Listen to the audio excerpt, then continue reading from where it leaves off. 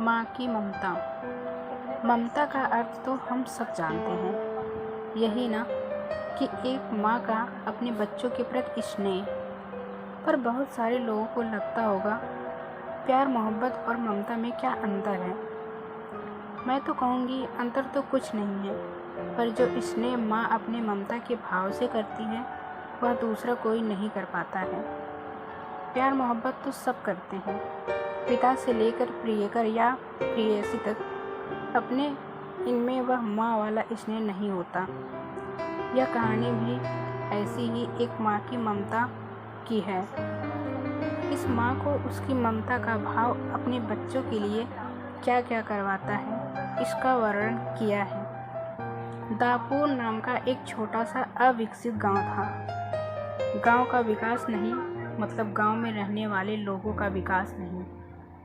इस गांव में कुछ 3-4 परिवार थे जो थोड़े बहुत खानदानी थे। बाकी सब मेहनत मजदूरी करके अपना जीवन गुजारते थे। इसी गांव में दीना नाम की एक विधवा औरत रहती थी। रहने के लिए छोटा सा घर था, 2 बच्चे थे, शायद एक 5 साल का और दूसरा 3 साल का होगा। दीना का पति बहुत मेहनती था। वो दीना को किसी चीज़ की कमी महसूस नहीं होने देता था या कैसी भी हालातों में साथ नहीं छोड़ता था। कैसी भी परिस्थिति हो, दोनों साथ मिलकर सामना करते थे। पर कौन जाने किस पर कौन सा अनर्थ कब आ जाए। दीना के जीवन में ऐसी घटना घटी कि उसकी घटना ने दीना के पति को दीना से छीन लिया। दीना को पति के गुजरने के बाद ऐसा लगने लगा कि मैं जिंदा तो हूँ, पर मुझ में जान नहीं है। परिवार चलाने के लिए अब दूसरा कोई नहीं था सिवाय दीना के। इसलिए कैसे भी करके दीना ने अपने बच्चों के खातिर खुद को उस दुख से अलग किया।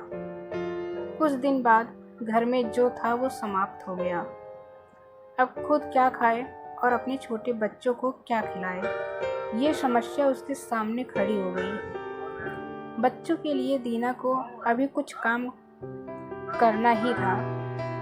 इसलिए दीना अपने दोनों बच्चों को साथ में लेकर जहाँ काम मिलता वहीं जाया करती थी और दिन भर मेहनत करके जो भी मजदूरी मिलती उससे अपना और अपने बच्चों के पेट भरती थी। ऐसा ही समय बीतता गया और चलता रहा। लेकिन एक दिन दीना को शरीर में थोड़ी कमजोरी महसूस होने लगी। फिर भी वह काम पर गई। ऐसे ही 2-3 दिन काम पर जाती रही, लेकिन उसकी शरीर की कमजोरी कुछ ठीक नहीं हो रही थी, बल्कि और बढ़ती जा रही थी। ऐसे में काम पर जाना दीना के लिए कठिन हो गया। दीना बहुत चिंतित रहने लगी। अगर काम पर नहीं गई तो मेरे बच्चे भूखे मर जाएंगे। उसी चिंता ने दीना को और कमज़ोर कर दिया। इतनी कमज़ोर कि उठने बैठने के लिए लकड़ी का सहारा लेना पड़ता था। इस कारण उसके बच्चे भूखे मर रहे थे।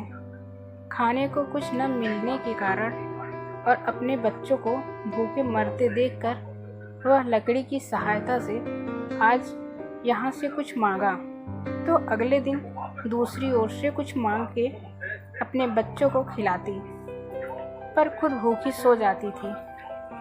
ऐसे ही एक दिन वह खुद जा न सकती थी, इसलिए अपने बच्चों को समझा के खाने के लिए कुछ मांगने के लिए गांव में भेज देती हैं। कुछ समय बाद बच्चे 2 चपाती और थोड़ी सब्जी लेकर लौटते हैं।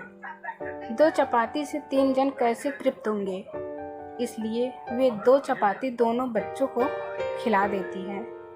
वह बरसात का समय था। बिजली न होने के कारण घर में अंधेरा छाया हुआ था। अंधेरे में ही वह अपने बच्चों को एक कमरे में सुला देती है और वह दूसरे कमरे में जाकर सो जाती है। रात को तेज बारिश होती है और बिजलियां जोर से कड़कड़ाती हैं। दीना को थोड़ी आराम मिलती है, इसलिए वह गहरी नींद में पड़ जाती है। ऐसे में दीना को एक सपना दिखाई देता है। वह एकदम तंदुरुस्त हो गई है, काम पर जाती है। वह सोचती है अपने बच्चों को काफ़ी समय से अच्छा खिलाया नहीं, इसलिए वह अपने बच्चों के लिए स्वादिष्ट खाना बनाती है। बाद में अपने बच्चे और वह साथ में बैठकर खाना खाकर सो जाते हैं। आगे सपने में दीना ने देखा उसके बच्चे जिस कमरे में सोए हुए थे उस कमरे का छत गिरकर उनके दोनों बच्चे मर जाते हैं। सपने में से दीना एकदम उठकर खड़ी हो जाती है, जान में जान आ जाती है और अंधेरे में ही अपने बच्चों के कमरे की ओर चल पड़ती है। कमरे में जाकर अपने बच्चों को देखकर दीना चैन की सांस लेती है। उसी समय दीना को शरीर में ज़्यादा कमजोरी महसूस होती है, जिससे वह नीचे गिर जाती है और फिर वहाँ से उठ ही नहीं पाती है।